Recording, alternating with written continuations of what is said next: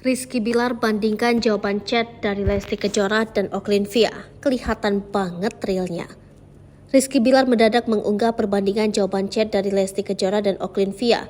Meski chat dengan Oklynvia bukanlah dirinya yang mengirim pesan tersebut. Dalam postingan terbarunya, tampak ia membandingkan chat antara dirinya dan Oklynvia. Di slide pertama, tampak Rizky Bilar membagikan chat antara dirinya dengan sang istri. Sementara di slide kedua, tampak Rizky Bilar membagikan chat palsu antara dirinya dan Oklynvia.